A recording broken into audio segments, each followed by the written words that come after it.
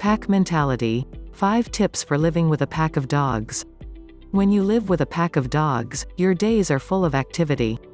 From the minute your alarm goes off and those little paws patter their happy breakfast dance down your hallway until everyone is tucked into their own special bed at night, you have a very important job.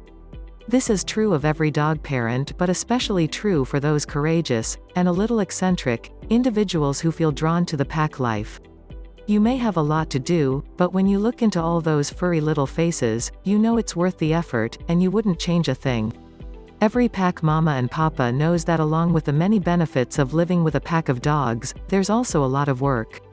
There's barking every time a package is delivered, the constant shedding of fur, and the endless picking up of poops. Then you factor in the usual sibling rivalries and skirmishes and you've practically got a part-time job, but it's the best part-time job in the world.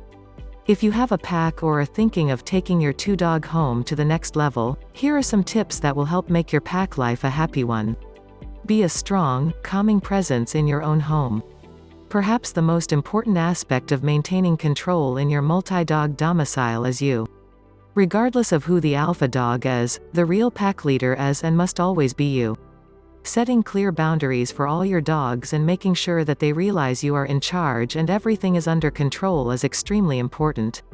It's also very helpful if each of your dogs has mastered basic obedience training and understands what is expected of them, but that's just not always the case when you have 3, 4, or more dogs.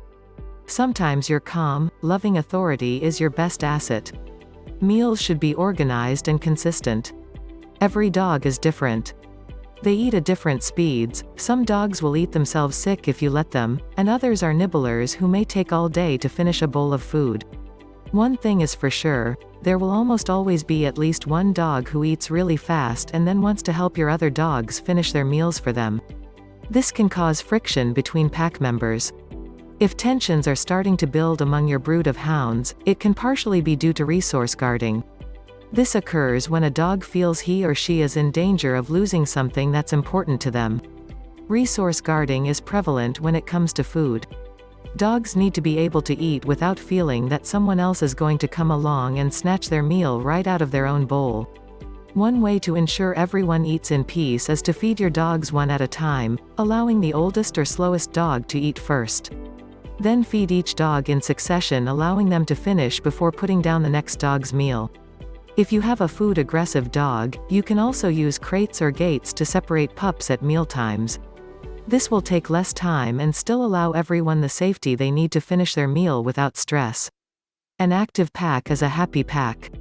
Making sure that all your dogs get plenty of exercise will help prevent them from getting into mischief.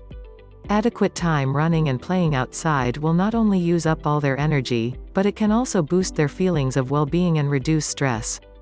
Dog walks are a great way to help your pack get the activity they need in their daily lives, and it's good for us humans too.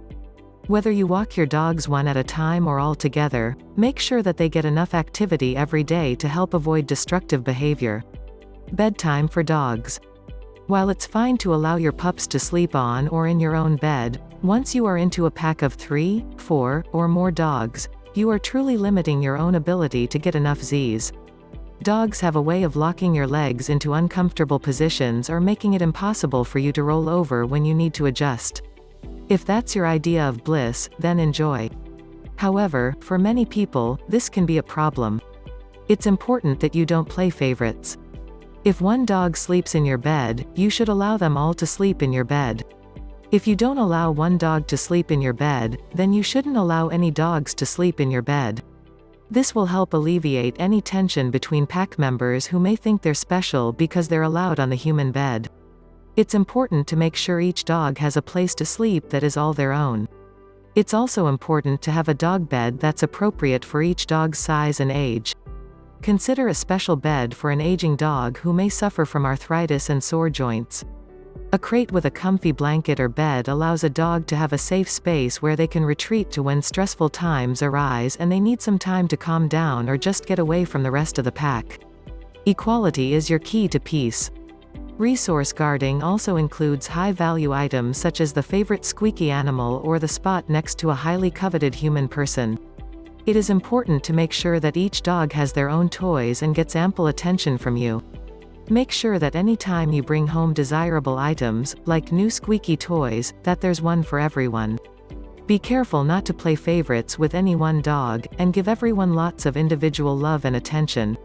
Living with a pack of dogs is a lot of work, but it's also extremely satisfying and rewarding.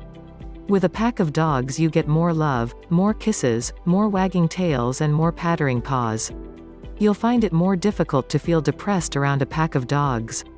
The most difficult part of having a pack is finding someone you trust enough to watch them when you travel or go out of town.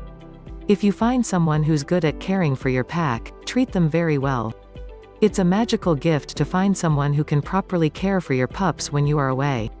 Even pack leaders need a vacation sometimes. Do you have a dog pack? What advice would you give to anyone else out there considering taking their passion for pups to the pack level? Let us know in the comments below.